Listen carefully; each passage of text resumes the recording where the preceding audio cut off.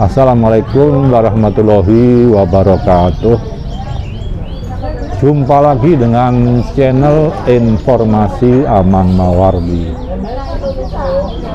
Kali ini channel saya diisi oleh Mas Alex Subairi, seorang desainer cover buku, seorang penata layout yang andal dari kota Surabaya, di mana sudah lama saya ingin sekali mewawancarai beliau ini. Kali ini wawancara saya lakukan di Food Court Pujasera Taman Bungkul, Surabaya, sebuah taman yang cukup luas, cukup strategis, yang berada di kawasan Darmo, Surabaya. Nah, nanti teman-teman pecinta buku akan bisa mendengar penjelasan Mas Alex Subairi ini yang alumnus seni rupa IKIP Surabaya, sejauh mana aktivitas beliau dalam menangani pembuatan cover buku yang jumlahnya sudah ratusan itu. Selamat pagi, Mas Alex. Selamat siang ini ya. Selamat siang ya. Sudah jam 11 ini Mas. Selamat siang nih. Ya. Nah, sebentar ya Mas ya. Saya ingin memperkenalkan dua orang teman sahabat saya. Di sini juga hadir Pak Toto Sonata. Nah, ini Pak Toto Sonata ini teman saya cukup lama, seorang wartawan dan penyair dari kota Surabaya. Sedangkan satunya lagi Mas Boy Suharyadi. Nah, beliau ini wartawan juga, adalah wartawan yang ngepost di Pemkot Surabaya. Beliau ini politisi cukup disegani oleh pejabat di lingkungan Pemkot Surabaya. Ya. Oke Mas Alex, mungkin diceritakan kenapa Mas Alex kok memilih bidang desain buku, desain cover buku? Baiklah Pak Amang, pertama-tama saya mulai dari saya tidak langsung menggarap buku sebetulnya dari awal itu. Setelah lulus kuliah, saya menekuni dunia layout ya. Pertama-tama melayout di koran. Setelah itu bekerja. Oh, di koran ya? Koran dulu. Di koran mana dulu? Di Surabaya Pos. Oh, Surabaya Pagi. Surabaya Pagi. Oh, di Pak Tatang gitu ya? Pak Tatang. Oh, ya. Itu saya kerjakan selama 1 tahun. Setelah 1 tahun itu saya keluar, terus kemudian bekerja di penerbit buku di JP Book. Oh, di JP Book juga. Oh iya. Itu pekerjaan yang paling lama itu di JP Book itu saya. Di JP Book itu saya mulai fokus ke buku. Jadi mengerjakan cover-cover dan tata letaknya di kelebihannya saat bekerja di penerbit itu saya banyak membaca buku-buku penulis-penulis itu, sehingga saya banyak menyerap pengetahuan. Ya. Saya banyak menyerap pengetahuan dari sana, dan saya pikir menggarap cover buku itu yang paling saya senangnya adalah menggarap buku sastra. Oh, sastra tuh ya? Sastra. Itu paling suka ya? Paling suka saya menggarap sastra. Yang paling nggak suka, nggak ada buku apa? Paling nggak suka itu kadang-kadang saya kalau diminta menggarap buku pelajaran, buku anak ya. Oh, buku anak, iya. Agak karena memang harus komunikatif buku anak itu, Pak Bang. Oh iya. Mencari karakternya, ini buku anak tentang apa, umur berapa? Ya itu harus komunikasi. Harus detail gitu. Ya, artinya menggarap cover buku anak itu lebih sulit ya? Lebih sulit menurut saya, karena harus kita menyesuaikan karakternya, karakter anak. Kalau sastra itu kan bebas kan. Kalau sastra lebih cenderung kita menafsirkan. Oh, menafsirkan ya benar ya. Respon. Jadi kita karena mungkin diambil unsur artnya ya. Ya. Kalau anak itu kan unsur komunikasi ya. Komunikasinya karena pembacanya juga ya. Jadi kalau buku anak itu kan banyak sekali. Jadi supaya tidak mirip satu dengan yang lainnya itu kan. Tokohnya, tokoh anaknya itu kan harus kan buku-buku dongeng anak itu kan macam-macam versinya. Jadi misalnya buku anak tentang Sang Kuryang misalnya kan sudah banyak itu. Kita membuat berbeda dengan itu Sang Kuryang itu. Kalau buku sastra kita membaca tulisannya terus kemudian kita menginterpretasikan, kita merespon bagian mana yang kira-kira akan direspon sebagai cover. Jadi kalau di buku sastra saya cenderung agak dalam manunya apa namanya penggaliannya gitu. Ini puisi terus kemudian cerpen atau novel. Kadang-kadang saya membuat respon sendiri dengan sebuah lukisan. Saya membuat lukisan sendiri kemudian saya tawarkan ke penulisnya kira-kira gimana. Biasanya Mas Alex itu kalau memberikan contoh yang akan dibuat cover itu berapa contoh? Saya biasanya 3 contoh. Oh, 3 contoh ya. Jadi 3 contoh itu yang mana yang paling kira-kira yang paling berkesan bagi penulisnya itu saat penulisnya milih cover A misalnya, terus saya merasa cover A ini kurang begitu kena gitu misalnya, saya perhalus lagi nanti cover A itu. Jadi baiklah kalau yang dipilih cover A saya sempurnakan dulu gitu. Sempurnakan dulu baru kemudian setelah oke baru orangnya cocok dan masuk cetak gitu. Dulu waktu di JP Book itu yang cover sastra yang saya buat pertama kali itu kalau nggak salah itu bukunya Pak Soim. Sebetulnya Pak Soim sudah dibuatkan cover sama seseorang lukisan, tapi Pak Soim kurang cocok. Terus kemudian saya diundang ke rumahnya, cerita-cerita bagaimana proses kreatifnya. Saya disuruh membuat bagaimana kira-kira dari cerita saya itu kalau dipindah ke cover gitu. Kira-kira wajahnya itu, wajah tokohnya itu seperti ini gitu. Gitu. Kira-kira wajahnya cantik gitu. Kalau nggak salah judulnya Asap Rokok di Jilbab Santi. Nggak tahu saya tahun berapa ya. Saya ini pernah sangat terkesan ya. Bukan berarti yang lainnya nggak terkesan semuanya. Cover buku karyanya Mas Alex ini saya suka, tapi saya paling suka itu lihat cover bukunya Pak Harmono. Saya lupa judulnya itu, apa itu disertasinya Pak Harmono waktu ambil doktor, nggak tahu lah, apa sastra perbandingan kalau tidak salah. Perbandingan ya. Itu luar biasa sekali, itu dahsyat ini anunya itu, sangat menyentuh gitu, sangat sublim gitu. Nah, itu yang membuat saya ini buku saya ini nanti kan, ini kan tadi kan kita sudah diskusi ya, bukunya Pak Peter itu digarap Mas Alex. Saya minta Mas Alex yang garap. Saya minta kepada diri saya sendiri, buku saya ini ini harus Mas Alex yang garap ini. Makanya siang ini kita bertemu di Taman Bungkul itu untuk membicarakan buku saya tersebut yang tadi judulnya Senja Keemasan Peter Arohi.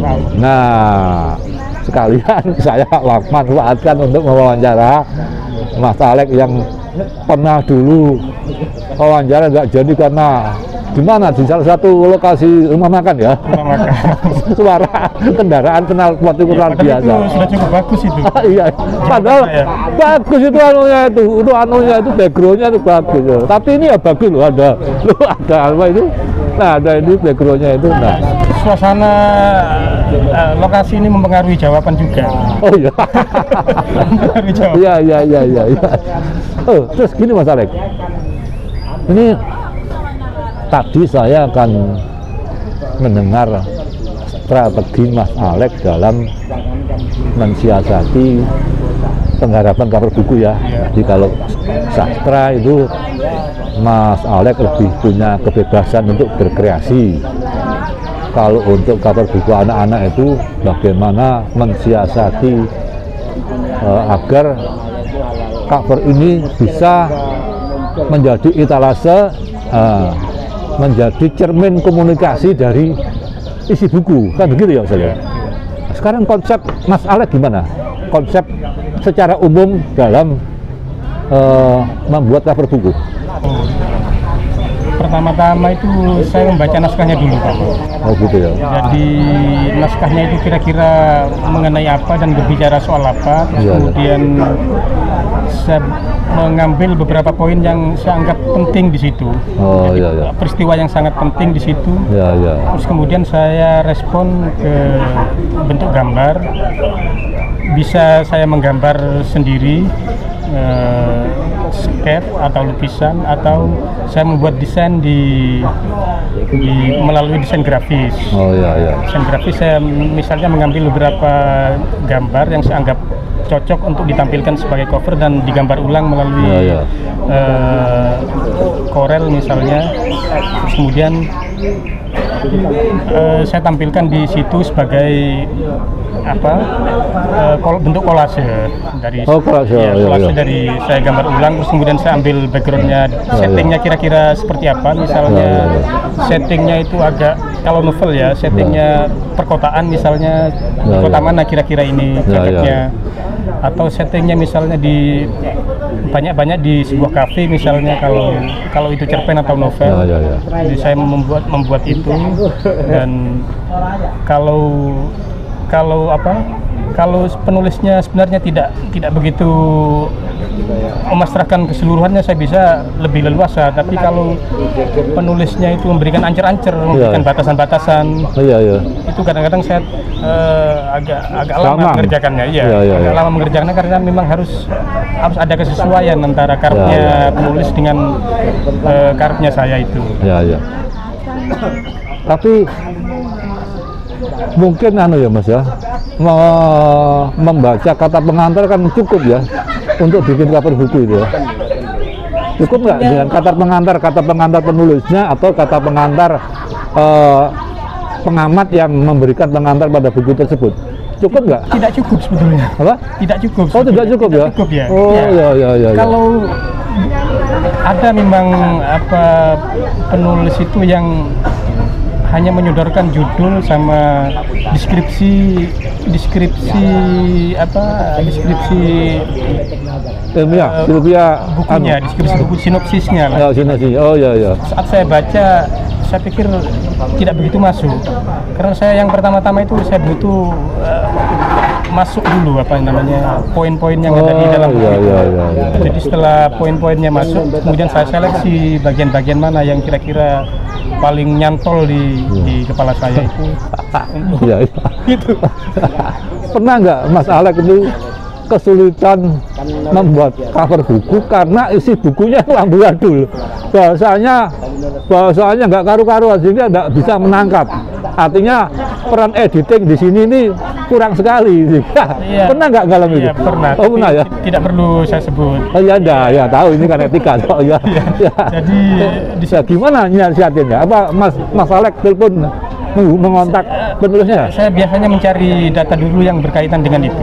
Oh iya. Kira-kira dia membahasnya soal apa, kemudian saya buat saya nyari referensi soal materi yang di dalam buku tersebut. Kemudian saya biasanya menggunakan simbol-simbol gitu. Simbol-simbol yang tidak begitu realis, tapi simbol-simbol yang kira-kira bisa connect dengan judulnya gitu. Gitu. Yang paling berat juga adalah kalau deadline cepat. Deadline cepat itu kan kita harus berpacu dengan waktu itu. Berpacu dengan waktu. Sekarang orang garap cover buku dan isinya ya. Itu kan tergantung dari jumlah halaman ya. Nah itu saya mau tanya ini mungkin pertanyaannya agak naif ya. Agak naif, agak apa ya. Misalnya Mas Alek ini garap buku dengan cover dan isinya 200 halaman itu ya. Itu berapa, selesai dalam berapa hari? Kalau total letaknya sekitar 2 hari. Oh gitu ya. Ya. Tapi kalau covernya itu ya 3 hari paling cepat itu. Oh, itu kan iya covernya ya. Isinya itu kan ada nggak diserahkan dalam bentuk naskah? Kalau saya tadi kan dalam bentuk Word ya. Sudah saya urut. Ada nggak yang mentan? Terus garapan ada nggak? Ada Pak. Ada ya. Itu biasanya memerlukan waktu yang lebih lama lagi. Oh gitu ya. Karena di sisi lain kadang-kadang mentah belum diedit sama sekali, terus kemudian setelah dia minta agar memudahkan dia untuk mengedit itu dibuat layoutnya dulu, terus kemudian baru dia dari PDF-nya dia membaca lebih enak gitu. Oh iya. Lebih enak, terus kemudian jadi ketahuan bagian mana yang perlu diedit lagi gitu. Ya. Tapi repotnya kalau dia mengedit lagi di naskah aslinya malah gitu lama lagi itu. Tapi kalau dia mengerti cara mengeditnya melalui PDF-nya itu lebih mudah. Atau dicoret-coret, di print dulu dicoret-coret itu juga relatif lebih mudah. Mas Alek ini coba kira-kira ada berapa cover buku yang pernah digarap selama berprofesi sebagai penata artistik ini? Itu belum saya data semuanya itu hitungannya itu, tapi yang pasti tiap bulan itu sekitar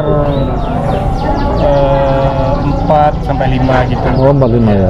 Tiap bulannya itu dan itu untuk yang saya garap yang diterbitkan melalui penerbit saya. Ya. Karena ada juga penerbit lain yang juga meminta saya untuk membuat desainnya. Oh gitu ya. Saya upayakan supaya desain tersebut berbeda karakternya dengan yang saya gunakan biasanya. Loh, Mas Alek ini juga jadi penerbit juga ya? Iya. Udah lama punya bendera penerbit ini? Mulai 2016. Oh 2016 ya? Saya keluar dari DP Book itu. Oh, saya kira. Loh, jadi Mas Alek sebelum mendirikan penerbit itu berapa tahun berkecimpung di penata artistik, desainer ini? Kalau di buku 9 tahun. 9 tahun. Ya. Di tata letak koran itu 1 tahun, dan 1 tahun sebelumnya di koran yang tidak begitu terkenal. Oh gitu ya. Koran tidak begitu terkenal itu artinya kadang terbit kadang tidak gitu. Oh gitu ya. Saya anggap sebagai bahan awal untuk belajar ngelaut di koran. Ini bener nggak kalau saya amati Mas Alek ini lebih banyak menggarap buku-buku karya-karya seniman, sastrawan, novelis, kemudian kumpulan esai, puisi, kumpulan puisi. Lebih banyak menggarap itu apa? Lebih banyak yang non fiksi ya? Iya, non fiksi. Lebih banyak yang apa? Nggarap ini tuh? Iya, lebih banyak yang sastra saya pikir, karena pergaulan saya banyak di sastra. Oh banyak ya? Jadi sastra itu kan memang penulis kadang-kadang membaca karya sastra temannya, terus kemudian dia tertarik, terus kemudian bergulir lagi ke yang lainnya, sehingga dari mulut ke mulut itu mereka ini gimana ini buatnya, dan diarahkan ke saya gitu. Saya kira seperti itu sudah lama terjalin itu. Jadi sampai ada banyak yang tidak saya kenal penulisnya secara langsung gitu. Bahkan namanya juga saya baru tahu itu, tapi dia tertarik karena pernah membaca buku temannya yang saya garap gitu. Visualnya, secara visualnya dia tertarik. Kemudian menghubungi saya setelah dikasih tahu, dan sampai berapa kali gitu. Dari dia juga bergulir ke temannya yang lain yang tidak saya kenal juga. Gitu ya. Jadi begitu prosesnya. Dan sekarang saya pikir sulit untuk bertemu memang. Dari jarak yang yang membutuhkan waktu yang lama itu dan boros waktu. Saya pikir itu. Mas, ada nggak semacam sindikat atau asosiasi desainer buku, ada nggak? Ada kayaknya Bang, tapi saya tidak tergabung di situ. Oh gitu ya. Tapi untuk update cover itu biasanya saya berkunjung ke toko-toko buku itu. Jadi saya amati cover-cover terkini itu modelnya seperti apa. Terus gini Mas, Mas Alex ini kan penerbit buku ya, apa Tankali ya? Tankali. Tankali itu apa? Tankali dah. Saya ambil dari sana, Tankali. Oh ya, Tankali ya. Tankali itu nama penerbitnya Mas Alex ya. Kemudian Mas Alex ini juga seorang desainer dan penata isi buku ya. Kalau misalnya Mas Alex tanpa penerbitan itu melulu jadi desainer buku, apa bisa secara ekonomis? Oh iya, dulu awalnya begitu Pak Mang. Oh gitu ya? Iya, jadi selain dulu bekerja di JB Book itu saya banyak juga mengerjakan itu desainnya sebelum punya. Tapi akhirnya ada banyak penulis itu yang minta sekalian cetaknya. Oh gitu ya. Jadi saya mula-mula saya tolak itu. Saya tidak mengerjakan cetaknya. Iya. Saya tidak mengerjakan. Tapi pada akhirnya karena permintaan itu agak banyak, saya berpikir bahwa jangan-jangan ini perlu diseriusi bagian penerbitan dan cetaknya itu. Akhirnya, ini kan karena perkembangan yang logis ya. Iya, perkembangan yang logis. Iya, logis. Dan akhirnya ke sana arahnya. Kalau cukup untuk untuk kesehariannya itu saya pikir cukup kalau meskipun menggarap desainnya aja itu. Karena ada banyak teman yang menekuni desainnya aja itu. Ada banyak teman-teman yang memang fokus di mengerjakan desainnya dan tidak mengurusi cetaknya, dan dia bisa hidup bagus dari sana. Saya pikir itu. Sekarang ini saya bisa sambil merokok apa tidak ini? Apa? Bisa sambil merokok apa tidak ini? Oh boleh, tapi kan mau ganggu ini nanti. Oh enggak, ini kan mau saya tutup. Saya sebentar, saya mau tanya tentang, saya menangkap nuansa yang berbeda antara desain buku yang dibuat di luar negeri dengan yang di Indonesia. Itu apa ya, yang di luar negeri itu kayaknya lebih menampilkan simbolisasi. Nah, menurut Mas Alex gimana? Ya, memang cover-cover luar negeri itu bisa bertahan lama ya Pak. Jadi mereka membuat cover itu dilihat dari tahun sekian ke tahun sekian itu masih enak gitu loh. Covernya, karena memang saya tidak tahu bagaimana mereka kemudian mengkonsep itu, tapi saya sering melihat cover-covernya, misalnya kayak penerbit Penguin itu, saya kira itu referensi yang sangat bagus itu dari sana. Itu cukup serius dan kena gitu antara font dengan ilustrasinya itu bagus, komposisinya gitu. Saya pikir itu penting itu. Kadang-kadang ada ilustrasinya bagus tapi font dan peletakan fontnya kurang bagus. Mas Alex dulu kan mahasiswa seni rupa ya? Itu ada nggak pelajaran desain buku di sana itu? Sedikit. Sedikit tapi tidak maksimal. Ada tapi ya? Tidak ada, tapi desain anunya aja, desain secara umum.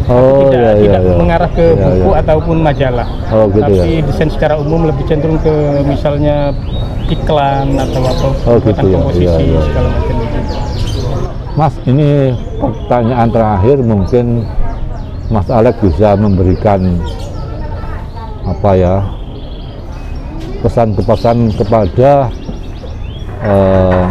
teman-teman pemerhati dari channel saya ini. Mungkin ada pesan yang mau diberikan Mas Alex. Terkait dengan buku juga ini ya? Oh iya, iya, terkait dengan desainer maksudnya.